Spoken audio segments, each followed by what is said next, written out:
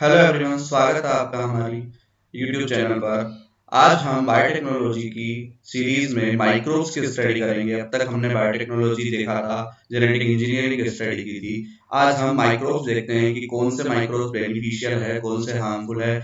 Beneficial है तो ये क्या बेनिफिट देते हैं हमें, क्या हमारे लिए बनाते हैं, और हार्मफुल है तो कौन सी डिजीज करते हैं और क्या क्या इनके हार्मफुल इफेक्ट होते हैं।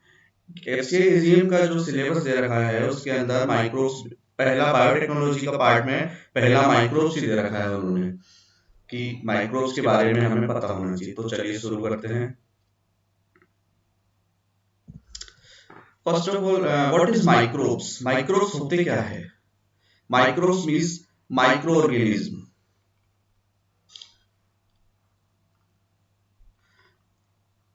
ऐसे जीव जो बहुत ही छोटे होते हैं, हमारी नेक्ड आई से हमें नहीं दिख सकते, हम इन्हें आंखों से नहीं देख सकते। इन्हें देखने के लिए हमें माइक्रोस्कोप की जरूरत पड़ती है। तो माइक्रोस्कोप से हम इसको देख सकते हैं, बाकी हमारी नेगडाई से नहीं दिखते हैं। हाँ, इनकी जो कॉलोनी है वो हमें नेगडाई से दिख सकती है। एक्चुअली क्या है कि बैक्टीरिया वगैरह जो भी है, ये एक कॉलोनी बनाकर रहते हैं। ये अपनी एक इंडिविजुअल कॉलोनी सी बनाकर रहते हैं एक जगह।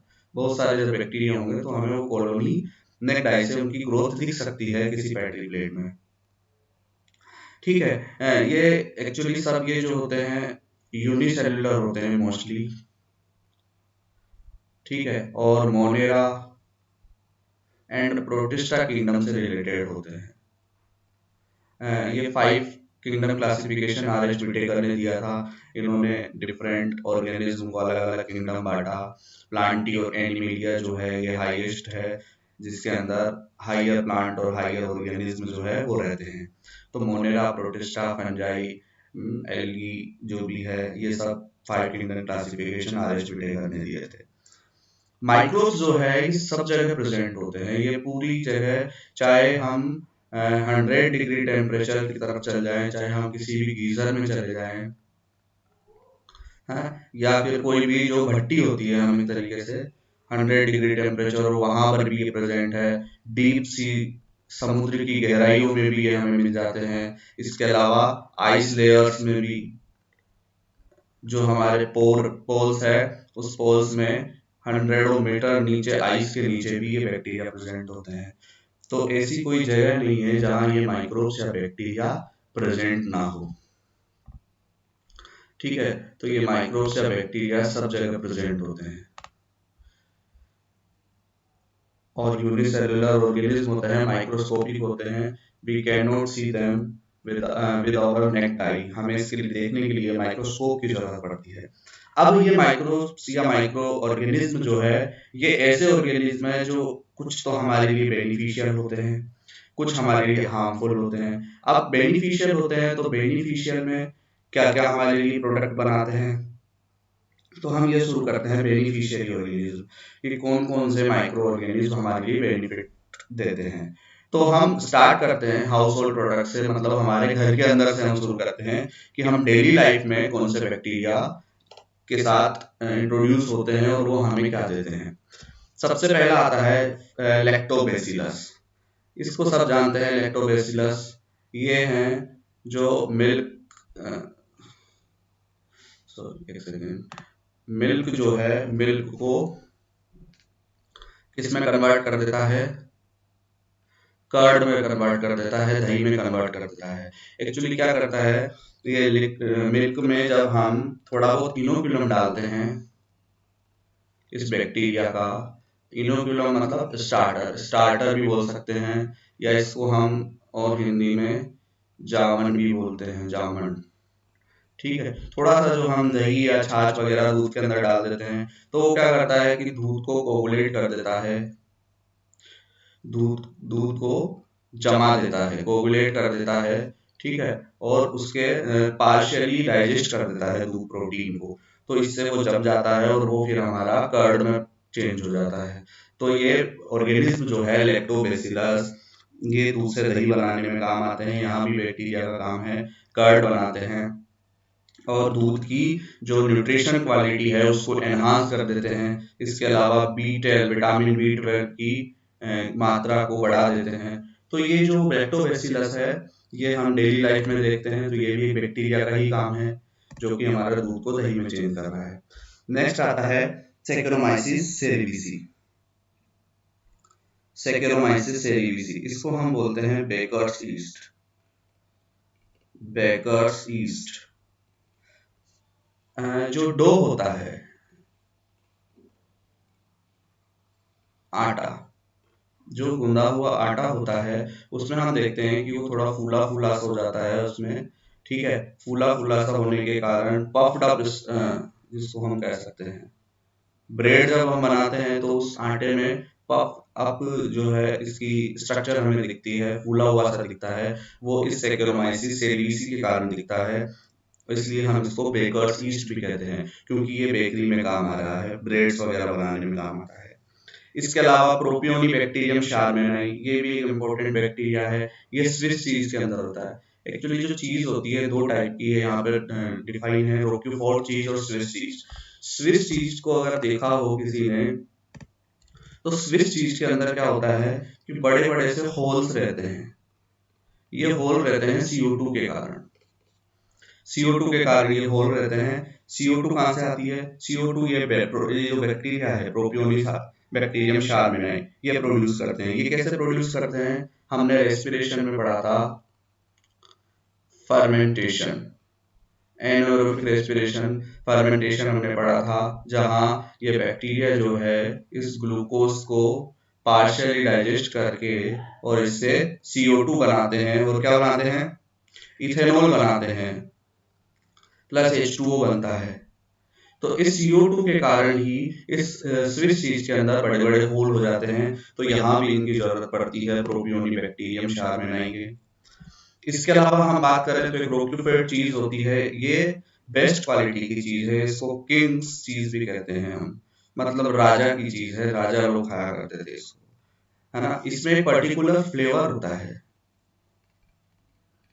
पर्टिकुलर फ्लेवर होता है, और वो फ्लेवर जो है पेनिसिलियम रोक्यूफोर्टाई के कारण आता है। ये सब बैक्टीरिया है जो कि यहाँ काम कर रहे हैं, ये हमारे बेनिफिशियरी ऑर्गेनिज्म है, बेनिफिट के लिए हमारे काम कर रहे हैं। तो पेनिसिलियम रोक्यूफोर्टाई जो है ये पर्टिकुलर फ्लेवर प्रोवाइड करता है किंग्स चीज को या रोक्यूफेड चीज को। इसके अलावा एक नया बैक्टीरिया स्ट्रेप्टोकोकस थर्मोफिलस, ठीक है, इसका काम जो है ये योगर्ट को बनाता है, योगर्ट।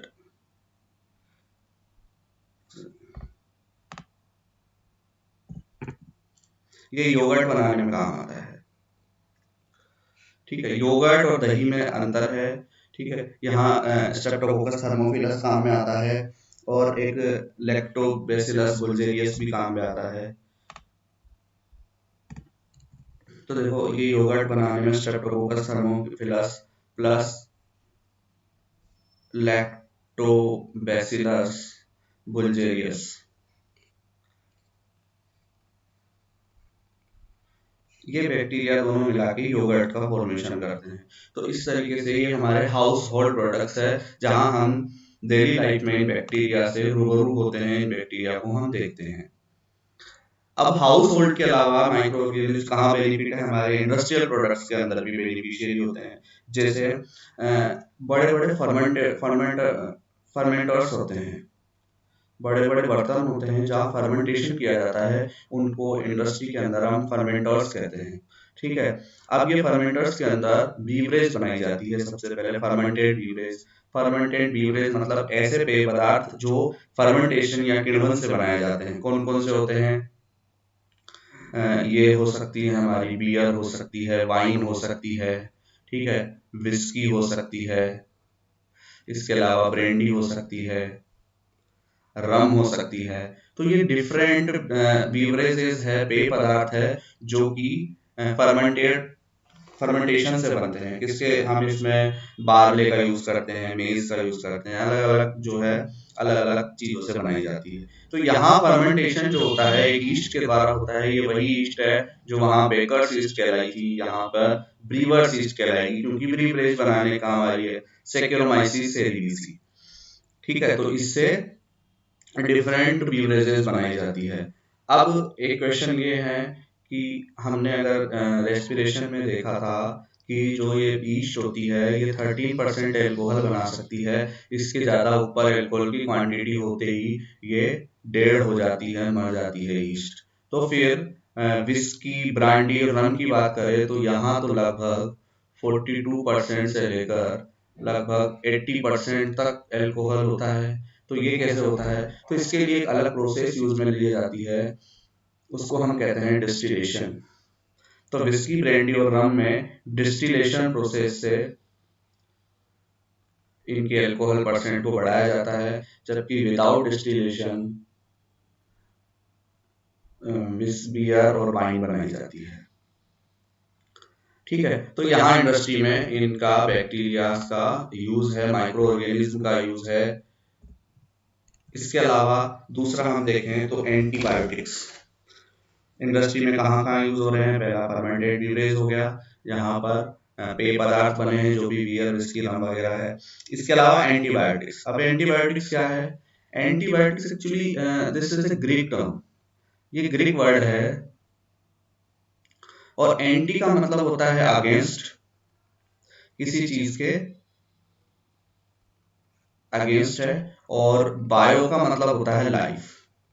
तो अगर ऐसी कोई चीज जो किसी की लाइफ के अगेंस्ट हो, उसको जीने ना दे, उसको हम एंटीबायोटिक कहते हैं। अब किसकी लाइफ के अगेंस्ट हो सकती है? यहाँ हम पैथोजेनिक बैक्टीरिया की बात कर रहे हैं। पैथोजेनिक बैक्टीरिया ऐसे बैक्टीरिया जो डिजीज पैदा कर रहे हैं, उनकी लाइफ के अगर खिलाफ कोई चीज है तो उसे हम एंटीबायोटिक्स कहेंगे। ये ह्यूमन हेल्थ के लिए, in the term of humans के लिए नहीं है, in the sense of human नहीं है, ये ह्यूमंस के लिए बात नहीं हो रही, यहाँ बात हो रही है किसी पैथोजेनिक बैक्टीरिया की लाइफ के विरुद्ध। मतलब उसको खत्म कर दे, तो ऐसी कोई केमिकल, ऐसा कोई पदार्थ जो किसी दूसरे ऑर्गेनिज्म को ही खत्म कर दे। तो ऐसे कई सारी एंटीबायोटिक्स है जो कि हमें मिलती है, इससे इन बैक्टीरिया, फंगस और माइक्रो ऑर्गेनिज्म से। पहली हम बात करें पेनिसिलिन, सबसे important antibiotic, most common antibiotics. ये जो है अलेक्जेंडर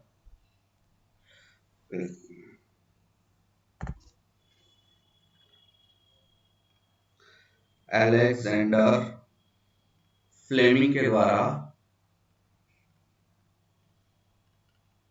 इसकी डिस्कवरी की गई थी, और इसकी डिस्कवरी कोई वेल प्लान नहीं थी। ऐसा नहीं था कि फ्लेमिंग जो है पर्सनली इसकी डिस्कवरी को करने बैठे थे। ये फिजिशियन थे और अपना काम कर रहे थे अपनी लैब में काम कर रहे थे कि स्टेफाइलोकोकस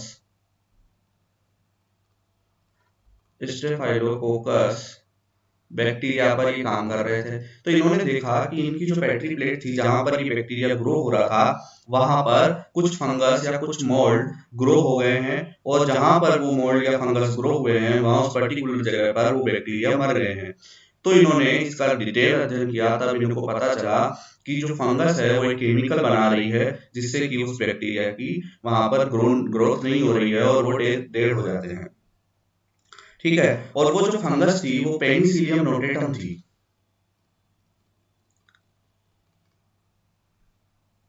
पेनिसिलियम नोटेटम।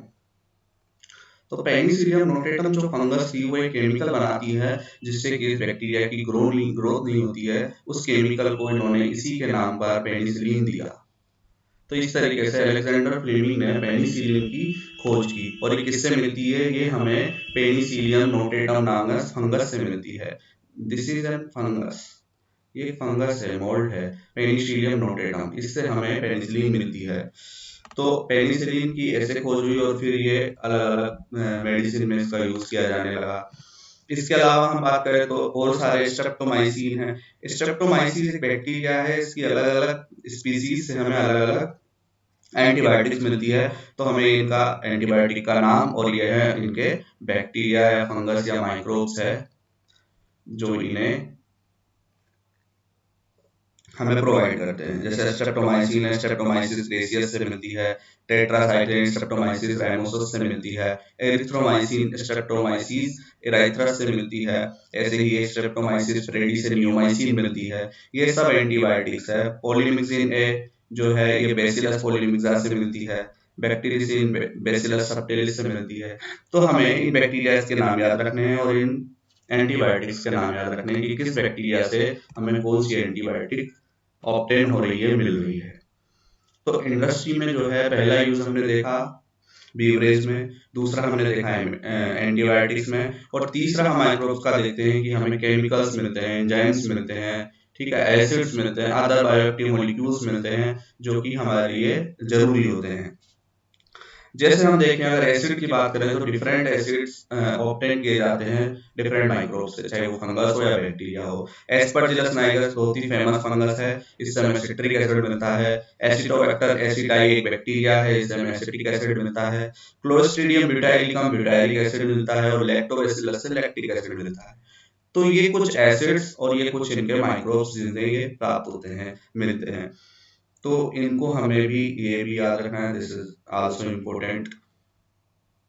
एसिड के अलावा हमें कई सारे एंजाइम्स भी मिलते हैं, जैसे स्ट्रेप्टोकोकस से स्ट्रेप्टोकाइनेज मिलता है, ठीक है, स्ट्रेप्टोकाइनेज मिलता है। बैसिलस लिंचिफोर्मिस और बैसिलस सबटिलिस से हमें एमाइलेज, देखो बैसिलस लिंचिफोर्मिस से हमें एमाइलेज और प्रोटीएज मिलता है, और बैसिलस सबटिलिस से हमें एमाइलेज और पेक्टिनेज मिलता है। प्रोटीएज और पेक्टिनेज, ये जो दोनों एंजाइम है, ये हम देखते हैं कि जब हम मार्केट से कोई फ्रूट जूस लाते हैं, फ्रूट जूस जो हम लाते हैं वो हमें बिल्कुल क्लियर दिखता है, उसमें कोई भी बिल्कुल भी गंदगी नहीं होती है, और बिल्कुल क्लीन साफ दिखता है बिल्कुल।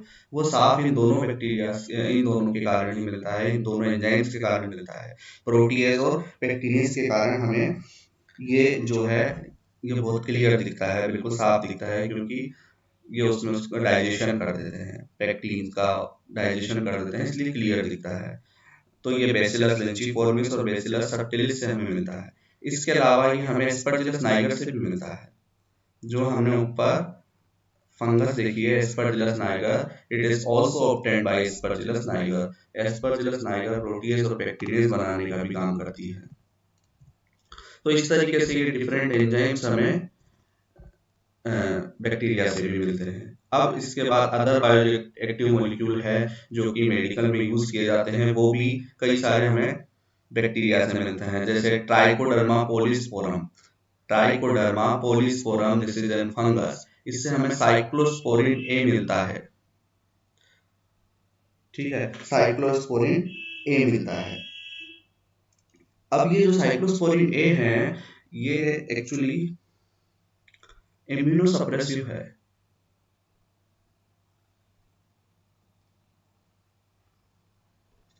इम्यूनोसप्रेसिव एजेंट है, साइक्लोस्पोरिन ए इम्यूनोसप्रेसिव एजेंट है। इम्यूनोसप्रेसिव मींस जब हम किसी में ऑर्गन ट्रांसप्लांट करते हैं तो हमारी इम्यूनिटी उसे रिजेक्ट कर देती है, तो इससे बचने के लिए इसका यूज किया जाता है। एक स्टेटिन मिलता है, मोनेस्कस परप्यूरियस एक ईस्ट है, मोनेस्कस परप्यूरियस, इससे स्टेटिन मिलता है।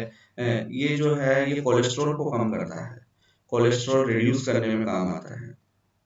ब्लड में कोलेस्ट्रॉल को रिड्यूस करने में स्टेटिन्स का यूज किया जाता है।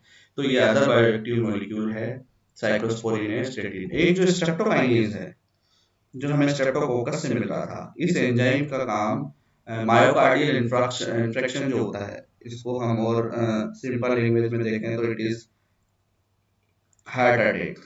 हार्ट अटैक में इसका यूज किया जाता है। ये क्लोट बूस्टर होता है, ब्लड क्लोट को हटा देता है, गला देता है, ब्लड क्लोट को क्लोट बूस्टर बूस्टर कहलाता है, स्ट्रेप्टोकाइनेज। तो हार्ट अटैक में इसका यूज किया जाता है। तो हम ये देख रहे हैं कि डिफरेंट माइक्रो ऑर्गेनिज्म में हमें डिफरेंट एंजाइम्स, एसिड, डिफरेंट चीजें मिल रही है, जिनका यूज हम मेडिकल में भी कर रहे हैं, जिनका हम डेली लाइफ में भी कर रहे हैं, ठीक है। तो इस तरीके से ये बेनिफिशियरी ऑर्गेनिज्म है।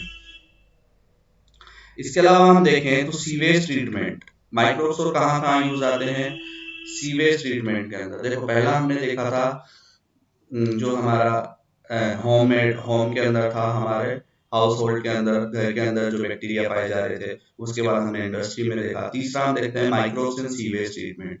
सीवेज ट्रीटमेंट मतलब waste water management, waste water management. जो वेस्ट वाटर होता है, सीवेज होता है, उसको हम डायरेक्ट तो ऐसे हमारे जो नेचुरल जितने भी नदी नाले हैं उसमें डायरेक्ट मिला नहीं सकते हैं, तो उसके लिए हमें उसे ट्रीट करना पड़ता है, उन्हें साफ करना पड़ता है। उनको साफ करने के लिए हमें माइक्रोब्स की जरूरत होती है। डिफरेंट एरोबिक एंड एनाएरोबिक बैक्टीरिया जो है वो यूज किए जाते हैं। एरोबिक मतलब जो ऑक्सीजन की उपस्थिति में अपना काम करे, और एनाएरोबिक जो O2 की अनुपस्थिति में अपना काम करे। इन दोनों बैक्टीरियाज का डिफरेंट अलग अलग 10 से 15 बैक्टीरिया होते हैं जो अपना काम करते हैं और डिफरेंट चीजों को डाइजेस्ट कर कर उस वाटर को पीने लायक बना सकते हैं या उसे साफ कर देते हैं। इसके अलावा हम देखें प्रोडक्शन ऑफ बायोगैस। बायोगैस जो हम बनाते हैं, जिसे हम गोबर से बनाते हैं, तो गोबर से बनी हुई बायोगैस में भी कई सारे बैक्टीरिया का एक ग्रुप होता है जिसको हम मिथेनोजेंस कहते हैं। बैक्टीरिया का एक ग्रुप है जिसे हम मिथेनोजन कहते हैं।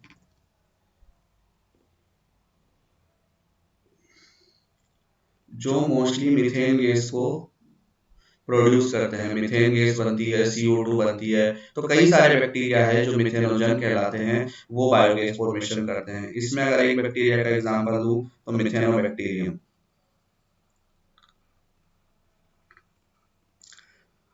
ये एक बैक्टीरिया है मिथेनोबैक्टीरिया, जो कि मीथेन बनाता है बायोगैस बनाने के टाइम। जब वो सड़ती है तब मीथेन बनती है, तो ये मिथेनो बैक्टीरियम जो है, ये बैक्टीरिया यहाँ पर बायोगैस बना रहा है। तो हमने ये देखा कि डिफरेंट बैक्टीरिया जो है किस तरीके से हमारे लिए काम में आ रहे हैं। अगला देखें तो बायो कंट्रोल एजेंट के रूप में भी कई सारे माइक्रोब्स यूज में लिए जाते हैं। बायो कंट्रोल एजेंट के रूप में भी, बायो कंट्रोल एजेंट मतलब ऐसा कंट्रोल जो किसी बायोलॉजिकल ऑर्गेनिज्म से हो। किसी एक ऑर्गेनिज्म को दूसरे ऑर्गेनिज्म से कंट्रोल करने के लिए हम जो ऑर्गेनिज्म यूज कर लेते हैं उसको हम बायो कंट्रोल एजेंट कहते हैं।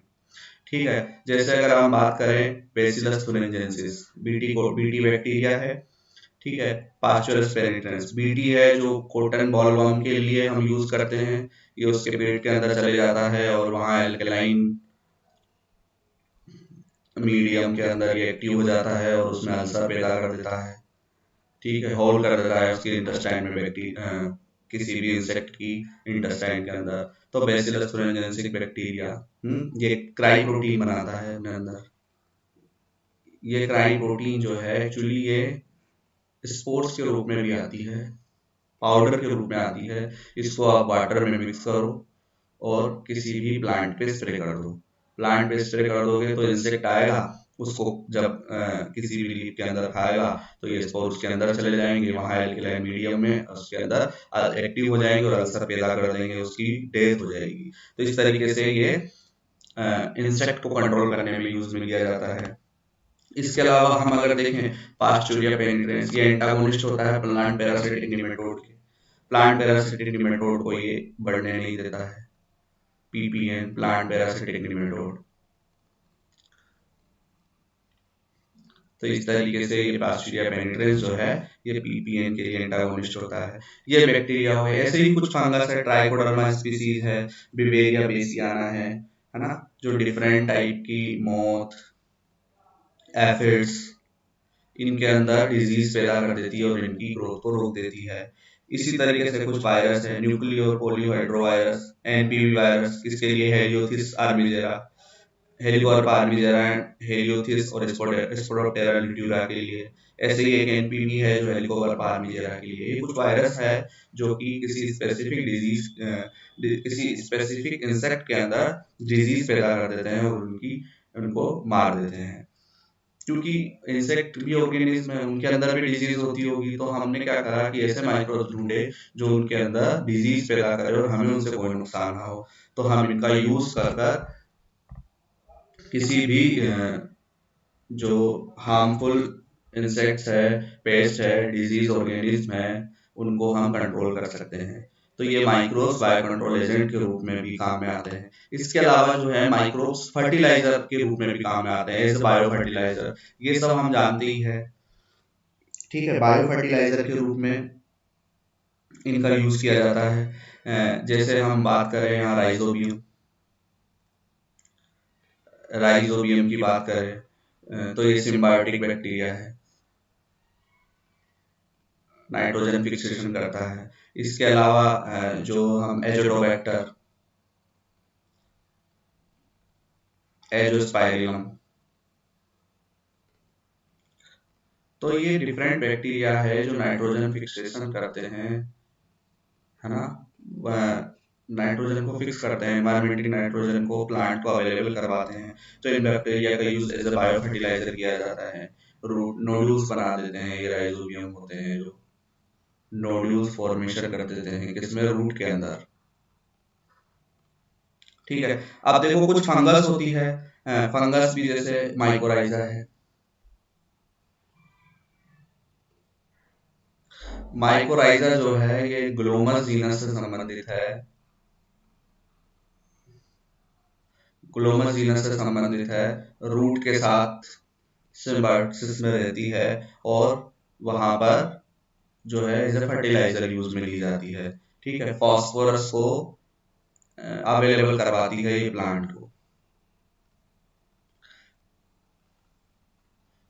को फॉस्फोरस अवेलेबल करवाती है। इसके अलावा इसका और भी काम है, जैसे ये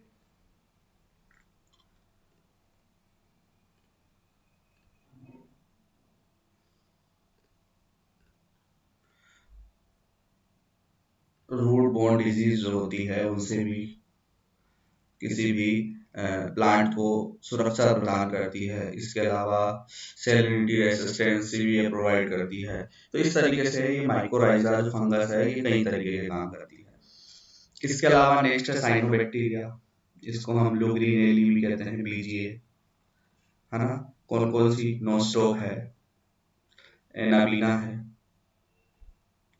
ओसिलेटोरिया है। तो ये डिफरेंट जो है साइनोबैक्टीरिया, इनका यूज किया जाता है मेनली राइस क्रॉप में किया जाता है ना। राइस के अंदर नाइट्रोजन फिक्सेशन करती है। तो इस तरीके से ये माइक्रोब्स का use as a bio fertiliser हम यूज करते हैं। अब हम अगर देखते हैं ये हमारे जो थे सब हमें, हाँ, बेनिफिशियरी थे, सब हमारे लिए कुछ न कुछ कर रहे थे जो हमारे बेनिफिट में था। लेकिन इसी के साथ साथ माइक्रोब्स ऐसे भी होते हैं जो हमारे अंदर डिजीज पैदा करते हैं, हमें हार्मफुल होते हैं। तो हम हार्मफुल माइक्रोब्स की अगर हम बात करें तो जो डिजीज कॉजिंग ऑर्गेनिज्म है, जितने भी प्लांट डिजीज होती है, प्लांट डिजीज, वो सब हार्मफुल बैक्टीरिया है हमारे लिए। ठीक है, बैक्टीरिया या फंगस, निमेटोड, तो जो भी प्लांट डिजीज हम पैदा कर रहे हैं, जो भी इनका कॉजल ऑर्गेनिज्म है, वो सब हमारे लिए हार्मफुल है। कुछ हमें इम्पोर्टेंट जो केवल इम्पोर्टेंट देखेंगे जो ह्यूमंस में डिजीज करते हैं, जैसे टाइफाइड फीवर आता है, वो साल्मोनेला टाइफो के कारण आता है। ये जो कंटामिनेटेड फूड और वाटर जो हम ले लेते हैं उसके अंदर से बॉडी के अंदर आ जाता है और वहां पर फीवर पैदा कर देता है। स्ट्रेप्टोकोकस न्यूमोनिया हो जाता है इससे। ठीक है, हमारे लंग्स में इसमें इन्फेक्शन हो जाता है। ठीक है, इसके अलावा माइक्रोबैक्टीरियम ट्यूबरकुलोसिस से ट्यूबरकुलोसिस हो जाता है। क्लोस्ट्रिडियम टिटेनी से टिटेनस हो जाता है, इसको हम लॉक जॉ भी कहते हैं, इसमें जबड़ा लॉक हो जाता है। विब्रियो कोलेरी से कोलेरा हो जाता है। ठीक है, इसमें लूज मोशन, इंडाइजेशन वगैरह हो जाता है, पेट के अंदर पेट खराब हो जाता है। तो ये कुछ बैक्टीरिया है जो डिजीज पैदा कर रहे हैं। इसी तरीके से कुछ वायरस है जो डिजीज करते हैं, जैसे राइनो वायरस का ग्रुप है, ये कॉमन कोल्ड करता है, कोमल कोट करता है, लेकिन लंग्स को इन्फेक्ट नहीं करता है। ठीक है, लंग्स तक नहीं पहुंचता है, केवल ऊपर ऊपर साइनस तक रहता है और जो हमारी नेजल कैविटी है वहीं तक रहता है और कॉमन कोल्ड कर देता है। HIV वायरस, इसको तो हम सब जानते ही है, एड्स करता है, एक्वायर्ड इम्यूनोडेफिशिएंसी सिंड्रोम जो एड्स होता है। AIDS is not a single disease, कोई एक सिंगल डिजीज नहीं है, this is the group of a disease, कई सारी डिजीज मिलकर एड्स होती है। एड्स में कोई पर्टिकुलर डिजीज नहीं होती है, इम्यूनिटी इतनी वीक हो जाती है कि कई सारी डिजीज उस पर्टिकुलर इंसान के ऊपर हमला कर देती है, तो यही एड्स होता है। तो वायरल जो है एड्स पैदा करते हैं। सम प्रोटोजोआस, कुछ प्रोटोजोआ होते हैं जो कि डिजीज करते हैं, that is Plasmodium important, malaria करता है। ठीक है, फीमेल एनोफिलीज, फीमेल एनोफिलीज जो है ये मॉस्किटो, फीमेल एनोफिलीज मॉस्किटो इसका वेक्टर होता है। मतलब ये अपने मुंह के अंदर इस प्लाज्मोडियम को लेके घूमती रहती है, किसी का भी जब खून चूसेगी तो उसके अंदर ये डाल देगी, वहां ये मलेरिया पैदा हो जाएगा। एंटमोबस्टोलिका अमीबियोसिस हो जाता है, ये अमीबा है ना, एंटमीबा हिस्टोलाइटिका जो है अमीबा है, अमीबियोसिस हो जाता है। ऐसे ही कुछ निमेटोड्स के द्वारा होते हैं। वुचेरिया ब्रैंकोप्टाइल एलिफेंटियासिस जिसको हम कहते हैं, डिजीज का नाम है। एलिफेंटियासिस के अंदर बिल्कुल एलिफेंट जैसे पेड़ सूख जाते हैं, बहुत मोटे मोटे पेड़ हो जाते हैं। ये वुचेरिया ब्रैंकोप्टाइल के कारण होते हैं। ये जो बैक्टीरिया है ये सोइल के अंदर, वाटर के अंदर पाया जाता है। तो हम जब बिना किसी भी चप्पल के हम अगर सोइल में घूमते हैं तो ये वहां से किसी भी वाउंड के जरिए, किसी भी घाव के जरिए हमारे शरीर में एंटर कर जाता है। ऐसे ही एस्केरियासिस होता है। एस्केरियासिस छोटे छोटे से कीड़े हो जाते हैं। तो ये निमेटोड से होने वाली डिजीज है। इस तरीके से जो, और इसके अलावा जितनी भी प्लांट की डिजीज है, वो सारे बैक्टीरिया, वो सारे फंजाई, वो सारे निमेटोड्स, वो सारे माइक्रोब्स जो है हमारे लिए हार्मफुल होते हैं। तो इस तरीके से ये हार्मफुल और बेनिफिशियरी हमने ऑर्गेनिज्म देखे जो हमारे किस तरीके से हाउस के अंदर काम में आ रहे थे, इंडस्ट्री में काम आ रहे थे, सीवेज ट्रीटमेंट में काम आ रहे थे, बायोगैस प्रोडक्शन में, as a bio fertiliser, as a bio जो है हमारे बायो कंट्रोल एजेंट के रूप में कई तरीके से ये काम में आ रहे थे। इसी के साथ आज की क्लास खत्म होती है। अगर क्लास पसंद आए तो लाइक कीजिए, शेयर कीजिए, सब्सक्राइब कीजिए। Thank you.